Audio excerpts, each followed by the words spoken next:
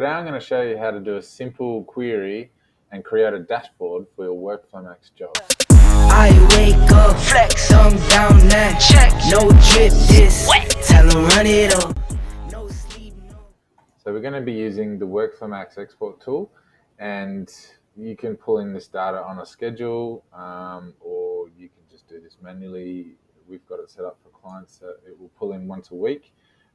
We can also add the ability to send a report to a particular email address. If you've got a group email for everyone on your team, we can send a report. We've done that for other clients using this tool.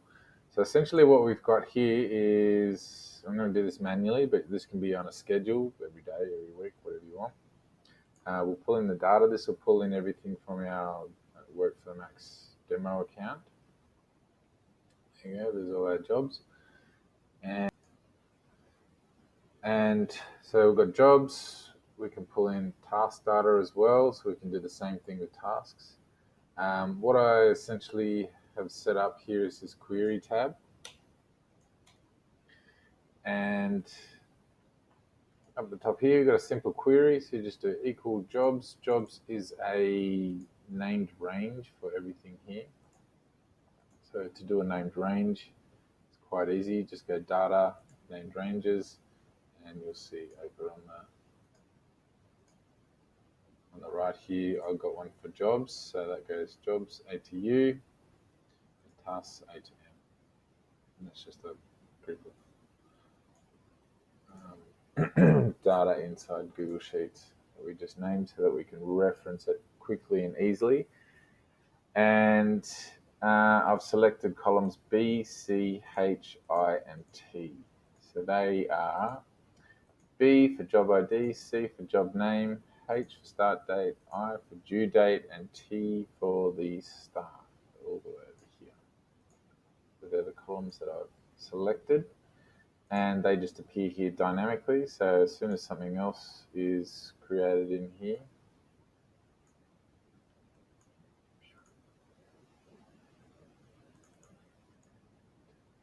show up. There you go. So we've got 3 of the same down here. So that will just be dynamic every time that you create a new job in WorkflowMax, and that syncs into the sheet. It will just pull those in. So there's no need to go back in here and do anything else with it. So we've got all our jobs here. What I've done over here is I've set up a simple query, simple formula that counts the number of days in between the 2 dates. So just say I want to on my dashboard, I want to see how many jobs have very long time frames. And you can definitely do this with tasks too. So all I've done is, do dated if, start date, end date, and what I wanted to see. So in this case, it's the number of days. And that outputs it on the side here. So 4 days for this one. I've got some at 15 and 19. Essentially, all I did then was select all this, click on the Explore button, and started getting some ideas for what I wanted to see. So number of jobs per staff, or number of times that a staff is counted on a job, and number of days, histogram.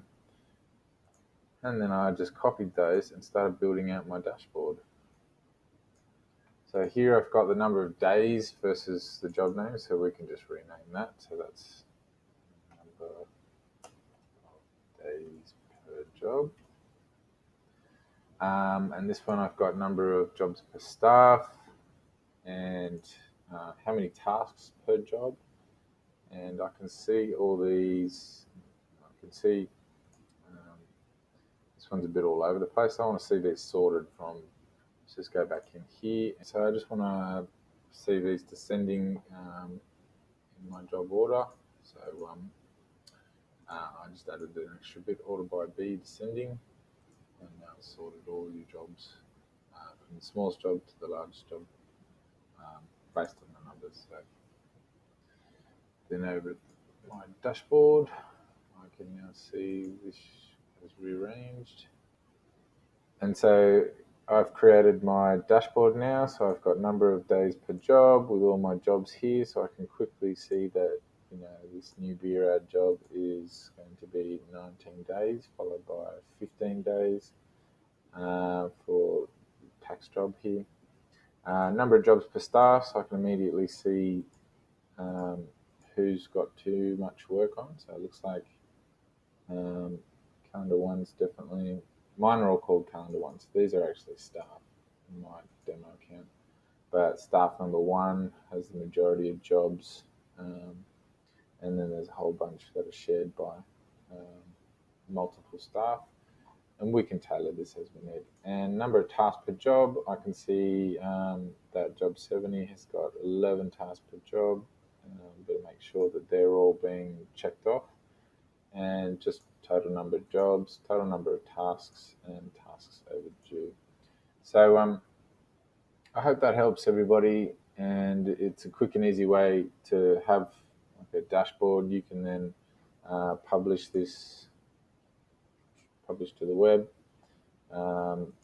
We can just do dashboard page, publish it as a web page.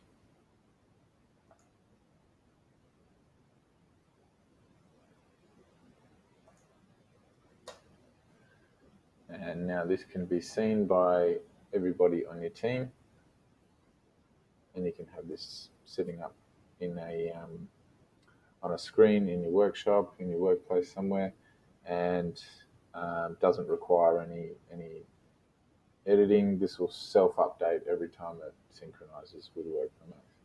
So I hope that helped, and that was an easy way for you to be able to see a quick and easy dashboard that you can build for your team just using this very simple integration called the WorkflowMax export tool. All right, thank you very much. Take care. I wake up, flex, thumb down that check. No drip, this wet. Tell 'em run it up. No sleep, no rest. Might crash, might wreck. But first I stretch. Tell 'em run it up. I wake up, flex, thumb down that check. No drip.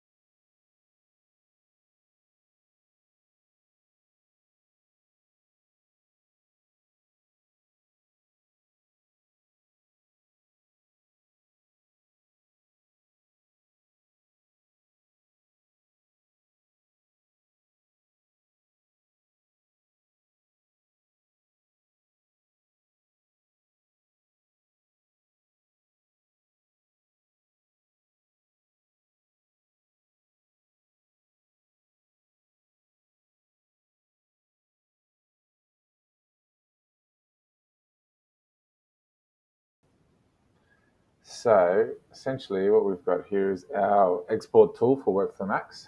And I will zoom out a little bit here.